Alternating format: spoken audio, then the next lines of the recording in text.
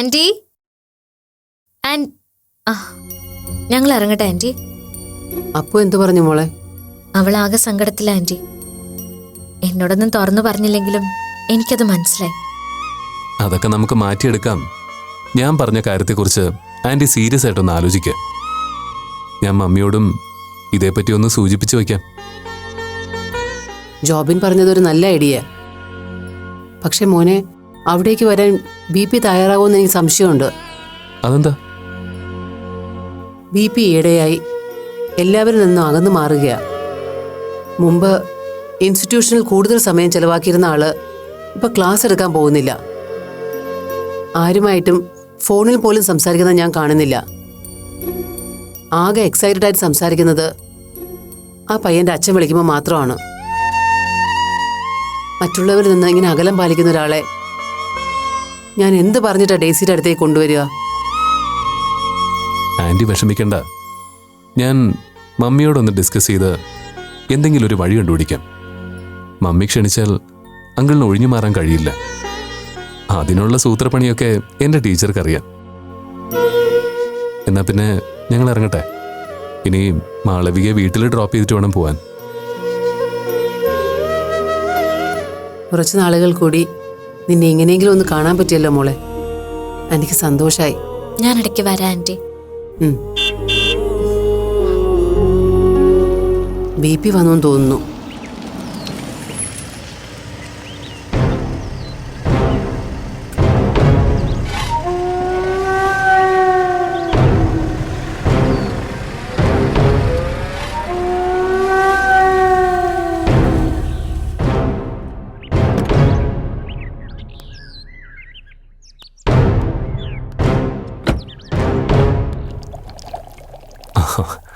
Hi uncle.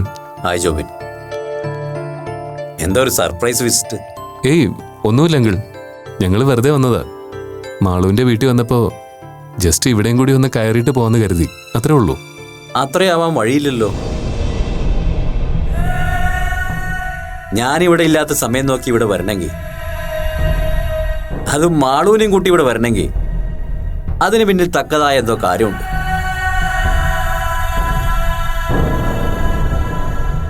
എന്താടോ ഭാര്യ, തന്റെ അധ്യക്ഷതയിൽ ഇനി ഞാൻ അറിയാത്ത വല്ല ഗൂഢാലോചനയും ഇവിടെ നടക്കുന്നുണ്ടോ? എന്ത് ഗൂഢാലോചന? BP എന്താ ഇങ്ങനെ ചോദിക്കുന്നത്? ഞങ്ങൾ അപ്പൂനൊന്ന് കാണാൻ വന്നത് അങ്കിൾ. അവൾക്ക് ആക്സിഡന്റ് പറ്റിയത് അറിഞ്ഞിട്ട്. എന്നിട്ട് കൂട്ടുകാരി എന്ത് പറയുന്നു? പുതിയ വിശേഷങ്ങളൊക്കെ പറഞ്ഞോ? അവൾക്ക് നല്ലൊരു പ്രപ്പോസൽ വന്നിട്ടുണ്ട്. എൻ്റെ ഒരു ഫ്രണ്ടിൻ്റെ മകനാ. പയ്യൻ കാനഡയിലാണ് വർക്ക് ചെയ്യുന്നത്. ജോബിനെ പോലെ ഡോക്ടറാവനും. അവരടുത്ത ആഴ്ച ഇങ്ങോട്ട് വരുന്നുണ്ട്. കല്യാണം ഉടനെ ഉണ്ടാവും. ക്ഷണിക്കാൻ അങ്ങോട്ട് വരുന്നുണ്ട്. പിന്നെ മാളൂസേ, പുതിയൊരു ഫ്രണ്ടിനെ കിട്ടിയെന്ന് പറഞ്ഞ് ഏത് നേരം ഇങ്ങനെ കറങ്ങി നടന്നാൽ ശരിയാവില്ല കേട്ടോ. പരീക്ഷയ്ക്ക് മാർക്ക് കുറഞ്ഞാലേ നിന്റെ അച്ഛനും അമ്മയും ഈ പാവത്തിനെ കുറ്റം പറയാ. ഞങ്ങളെ ഡോക്ടറെ വെറുതെ വഴക്ക് കേൾപ്പിക്കില്ലേ, അല്ലേ ജോബിൻ? എന്നാ പിന്നെ ഞങ്ങൾ ഇറങ്ങട്ടെ അങ്കിൾ. എന്താ അത്ര ധൃതി? നമുക്ക് ഊണൊക്കെ കഴിച്ചിട്ട് പതുക്കെ പോവാന്നേ. എന്താ മാളൂ, അതുപോലെ? അതൊക്കെ പിന്നെ ഒരിക്കലാവാം അങ്കിൾ. ഇപ്പൊ ഇറങ്ങട്ടെ. ചെന്നിട്ട് എനിക്ക് ഡ്യൂട്ടിക്ക് കയറാനുണ്ട്. എന്നാ പിന്നെ അങ്ങനെ ആവട്ടെ. മാളൂ, കല്യാണത്തിന് ഞാൻ ക്ഷണിക്കാൻ വരുമെന്ന് മുരളിയോടും അച്യുതയോടും പറയാൻ മറക്കല്ലേ. പിന്നെ നിന്റെ മുത്തശ്ശിയോടും പറഞ്ഞേക്ക് അപ്പൂനെ ഞാൻ കാനഡയിലേക്ക് അയക്കാന്ന്. 36 ഹാപ്പി ആവട്ടെ.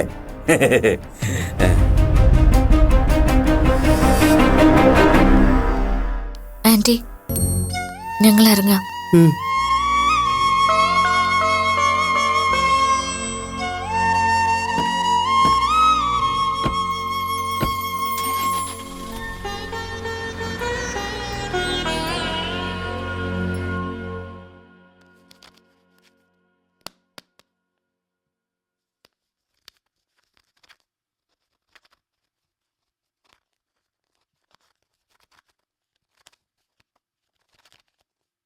BP എവിടെ പോയതാ?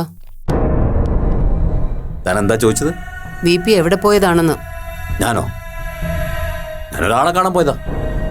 ഒരു VIP. VIP-യോ? അതാരാ?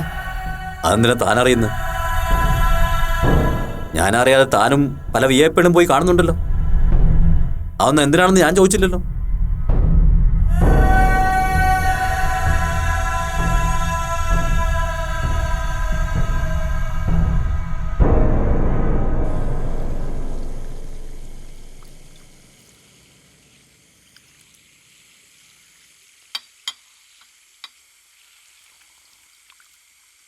അമ്മ എവിടെ അശ്വതി? ഉണ്ണാന്നേരം കണ്ടില്ലല്ലോ. വന്നു കയറിയ ഉടനെ തന്നെ മുരളിയേട്ടനെ വിഷമിപ്പിക്കണ്ടെന്ന് കരുതി ഞാനൊന്നും പറഞ്ഞില്ലെന്നേ ഉള്ളൂ.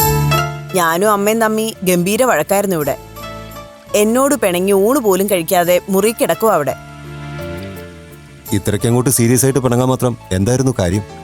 മാളുവിന്റെ കാര്യം തന്നെ. അല്ലാതെ അമ്മയ്ക്ക് വേറെ എന്തെങ്കിലും കാര്യം വേണോ വഴക്കിട്ട് പിണങ്ങി നടക്കാൻ? ഇന്നത്തെ വിഷയം എന്തായിരുന്നു? ജോബിൻ കുറച്ചു മുമ്പ് വന്ന് മാളുവിനെ ഒപ്പം കൂട്ടിക്കൊണ്ടുപോയത് അമ്മയ്ക്ക് ഇഷ്ടമായില്ല. മാളുവും ജോബിനും തന്നിഷ്ടം കാണിച്ച് ഇറങ്ങിപ്പോയതാന്ന് അമ്മയുടെ വിചാരം.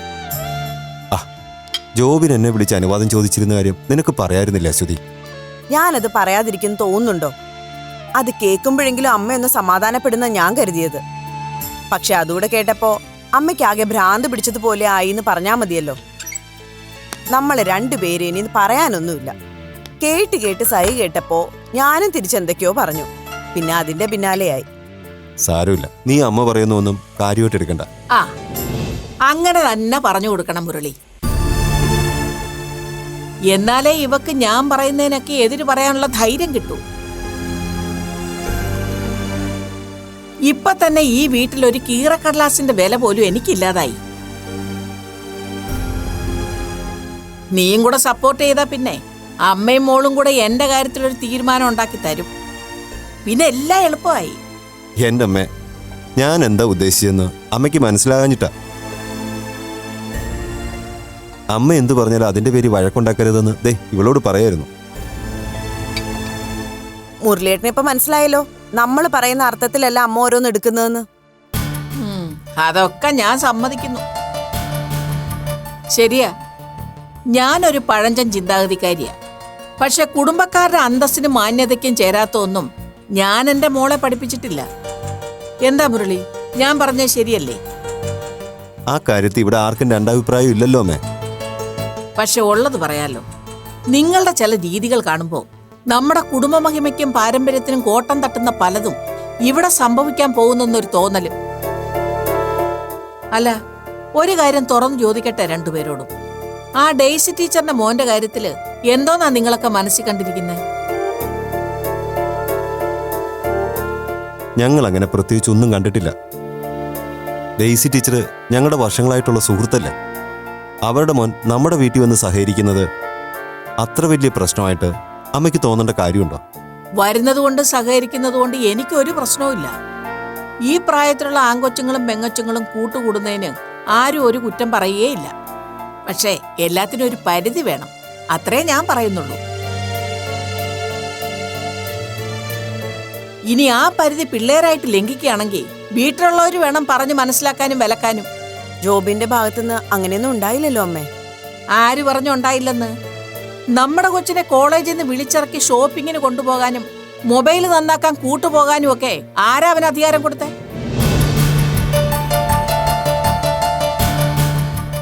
ദേ പോരാത്തേനിപ്പോ അവധി ദിവസം വീട്ടിൽ നിന്ന് വിളിച്ചിറക്കി ചുമ്മാ ഊരി തണ്ടാൻ കൊണ്ടുപോയിരിക്കുന്നു.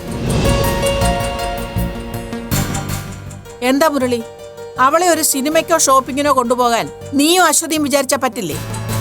ഇനി നിങ്ങൾക്ക് സമയമില്ലെങ്കിൽ പറ, ഞാൻ കൊണ്ടുപോകാം. അമ്മേ, അമ്മ വിചാരിക്കുന്നത് പോലെ ജോബിൻ തന്നിഷ്ടം കാണിച്ചതൊന്നുമല്ല.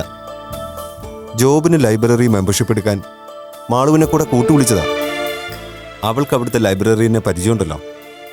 ജോബിൻ എന്നെ വിളിച്ച് അനുവാദം ചോദിച്ചിട്ടാ മാളുവിനെ ഒപ്പം കൊണ്ടുപോയത്. അല്ലാതെ അമ്മ കരുതിയതുപോലെ ഞങ്ങളുടെ ഭാഗത്തുനിന്ന് ഒരു ഉത്തരവാദിത്ത കുറവുണ്ടായിട്ടില്ല. കാര്യങ്ങളൊക്കെ ശരിയായിരിക്കും, എന്നാലും ഒരു പരിധി വിട്ട് അടുപ്പം വേണ്ടെന്നേ ഞാൻ പറയുന്നുള്ളൂ. ഒന്നാമത് ചൂടുവെള്ളത്തിൽ വീണ പൂച്ചയുടെ അവസ്ഥയാ നമ്മുടേത്. ജനിച്ചപ്പം മുതലുള്ള കൂട്ടാണെന്നും പറഞ്ഞ് ഒരുത്തിയുടെ തോളെ കയറ്റി നടന്നിട്ടൊടുക്ക എന്തായി? നമ്മളെല്ലാവരും ചേർന്ന് എന്തോരം പാടുപെട്ടിട്ടാ രണ്ടിനെയും തല്ലിപ്പിരിച്ചതെന്ന് ആരും മറന്നു പോകരുത്. അതുപോലെ അല്ലല്ലോ അമ്മേ ജോബിന്റെ കാര്യം. അതുപോലെ തന്നെയാണ് ഇതും. കാര്യം ആള് വലിയ ഡോക്ടറും ഡീസന്റും ഒക്കെ ആയിരിക്കും. പക്ഷെ പിടിച്ചാ പിടികിട്ടാത്ത പ്രായത്തിലുള്ള പിള്ളേരാ. എന്തെങ്കിലും പറ്റിപ്പോയാൽ അവർക്ക് അമ്മയ്ക്കും മോനും പൊടിയും തട്ടി അങ്ങ് പോകാം. അതുപോലല്ലല്ലോ നമ്മുടെ കാര്യം. ഒരു നാണക്കേടിന്ന് ദൈവാധീനം കൊണ്ടാണ് നമ്മൾ രക്ഷപ്പെട്ടത്. അതുപോലുള്ള ഭാഗ്യം എപ്പോഴും ഉണ്ടാകണമെന്നില്ല.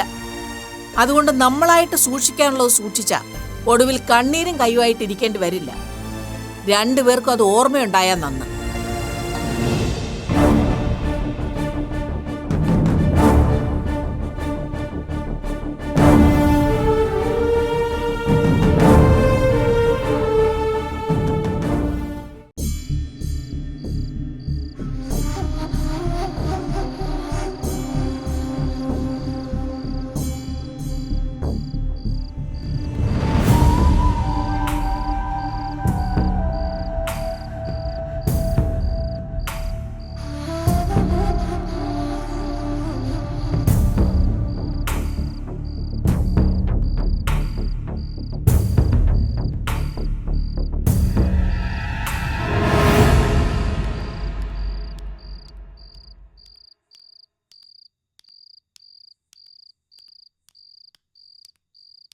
എന്താ വിപി വിളിച്ചത്?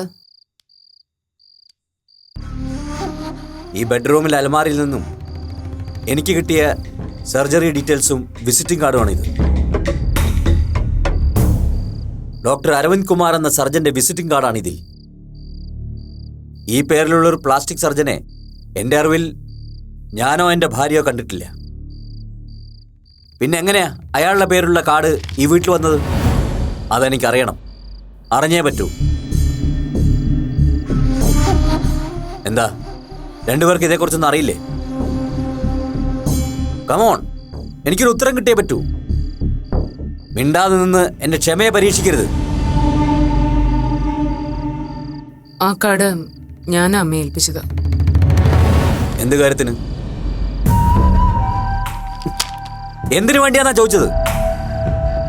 അച്ഛൻ എന്നോട് ക്ഷമിക്കണം. എൻ്റെ മനസ്സ് മാറിയെന്നും അച്ഛൻ ആഗ്രഹിക്കുന്നത് പോലെ ഞാനൊരു പെൺകുട്ടിയെ ജീവിച്ചോളാന്നൊക്കെ ഞാൻ അച്ഛനോട് കള്ളം പറഞ്ഞത്.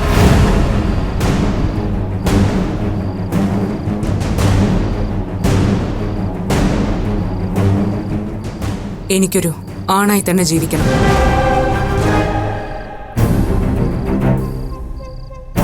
അതിനുവേണ്ടി സർജറി നടത്തുന്ന കാര്യം ഡിസ്കസ് ചെയ്യാനാണ് ഞാൻ ഡോക്ടർ അരവിന്ദ് കുമാറിനെ കണ്ടത്. അവളെ തല്ലരുത്. അവളെ തല്ലുന്നതിന് മുമ്പ് നിങ്ങൾക്ക് എന്നെ തല്ലാം. എന്നിട്ടും ദേഷ്യം തീരുന്നില്ലെങ്കിൽ കൊന്നു കളഞ്ഞേക്ക്. ഒന്ന് എതിർക്ക പോലും ചെയ്യാതെ നിന്ന് തരാം ഞാൻ. പക്ഷെ എന്റെ കുഞ്ഞിനെ ഒന്നും ചെയ്യരുത്. കാരണം ഞാൻ പറഞ്ഞിട്ടാണ്, അവളുടെ കാല് പിടിച്ച് അപേക്ഷിച്ചിട്ടാണ് അവൾ നിങ്ങളുടെ മുന്നിൽ ഇതുവരെ ഇങ്ങനെ അഭിനയിക്കാൻ തയ്യാറായത്. ആ തെറ്റിന് നിങ്ങൾക്ക് എത്ര വേണേലും എന്നെ ശിക്ഷിക്കാം, എന്നെ മാത്രം. ശരിയാണ്, സ്വന്തം ഭാര്യയും മകളെയും ഇത്ര ആത്മാർത്ഥമായിട്ട് സ്നേഹിച്ചിട്ടും എനിക്കും അപ്പൂനും നിങ്ങളോട് നീതികേട് കാണിക്കേണ്ടി വന്നു. പക്ഷേ അതല്ലാതെ എന്നെ മുന്നിൽ വേറെ വഴിയില്ലായിരുന്നു വി പി. എനിക്ക് എന്റെ ഭർത്താവിനെയും കുഞ്ഞിനെയും വേണമായിരുന്നു. ആരെയും നഷ്ടപ്പെടാതിരിക്കാൻ വേണ്ടി എനിക്കും ഞാൻ പറഞ്ഞിട്ട് അപ്പൂനും വി പിയുടെ മുന്നിൽ അഭിനയിക്കേണ്ടി വന്നു. എല്ലാം എന്റെ തെറ്റാണ്. ഞാൻ മാത്രമാണ് അതിന് ഉത്തരവാദി. ഇനി വി പിയുടെ അറിവിലേക്ക് ഒരു കാര്യം കൂടി ഞാൻ പറയാം. അപ്പൂന്റെ ആവശ്യം ജനുവിനാണെന്ന് എനിക്ക് പരിപൂർണമായി ബോധ്യപ്പെട്ട് കഴിഞ്ഞിരിക്കുന്നു. ഞാൻ കണ്ട ഡോക്ടേഴ്സ് എല്ലാം അത് ശരിവെച്ച് കഴിഞ്ഞു, ഡോക്ടർ അരവിന്ദ് കുമാർ ഉൾപ്പെടെ. അതുകൊണ്ട് തന്നെ ഒരാൺകുട്ടിയായി ജീവിക്കാനുള്ള അവളുടെ തീരുമാനം ഒരു അമ്മ എന്ന നിലയിൽ ഞാനും അക്സെപ്റ്റ് ചെയ്യുകയാണ്. No, never. ഞാൻ ഒരിക്കലും സമ്മതിക്കില്ല. ഗീത, നീ വെറുതെ ആവശ്യമില്ലാത്ത കാര്യത്തിൽ ഇടപെടരുത്. അതിനുവേണ്ടി നീ എത്ര വാശി പിടിച്ചാലും ഞാൻ അനുവദിക്കില്ല. സോറി വി പി, ഇക്കാര്യത്തില് ബി പിയുടെയോ എന്റെയോ സമ്മതം അപ്പൂന് ആവശ്യമില്ല. നമ്മൾ സമ്മതിച്ചില്ലെങ്കിലും അവൾ ആ സർജറി ചെയ്യും. അതിലും എത്രയോ നല്ലതാണ് നമ്മൾ സമ്മതത്തോടു കൂടി അവൾ ഇഷ്ടപ്പെടുന്ന ആഗ്രഹിക്കുന്ന ഒരു ജീവിതം തിരഞ്ഞെടുക്കുന്നത്. പ്ലീസ് വി പി, ഞാൻ പറയുന്നത് ഇനിയെങ്കിലും ഒന്ന് മനസ്സിലാക്ക്. Shut up. ഇനി നീ ഒരു അക്ഷരം ഇതിനെ കുറിച്ച് സംസാരിച്ചു പോരുത്. നീ എന്റെ ഭാര്യയും ഇവളെന്റെ മകളുമായി ഈ വീട്ടിൽ ജീവിക്കുന്നിടത്തോളം കാലം ആ മോഹം നടക്കാൻ പോകുന്നില്ല. അതിനുവേണ്ടി നീ ഇവിടെ സപ്പോർട്ട് ചെയ്യും വേണ്ട. പറഞ്ഞു മനസ്സിലായല്ലോ?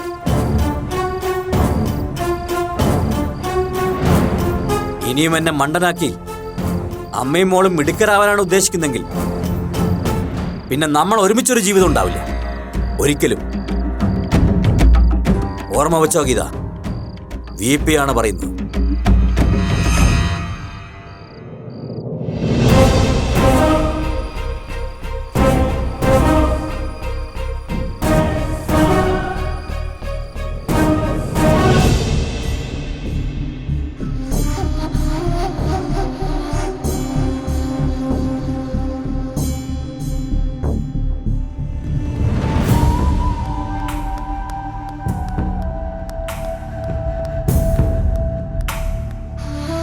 എങ്ങോട്ടാണോ രാവിലെ?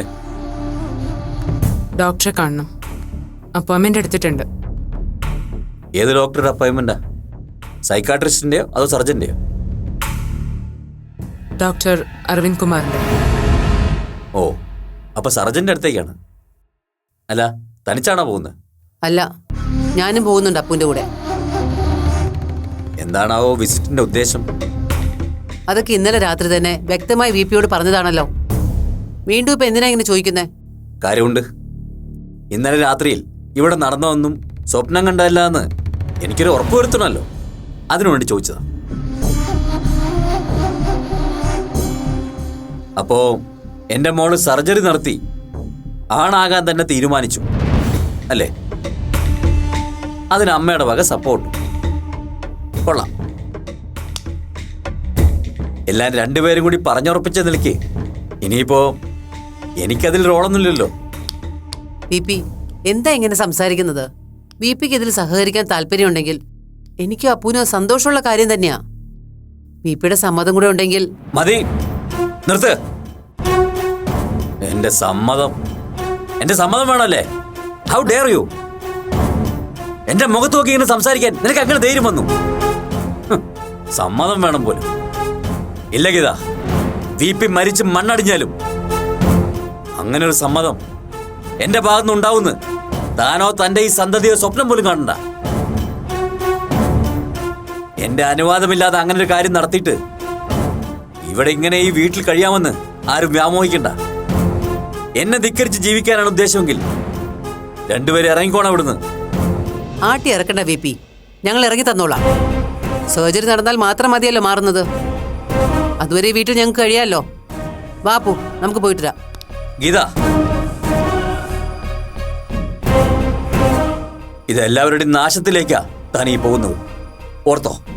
VPക്ക് തെറ്റി. ആരും നശിച്ച് കാണാതിരിക്കാനാ ഞാനിപ്പോ പോകുന്നത്.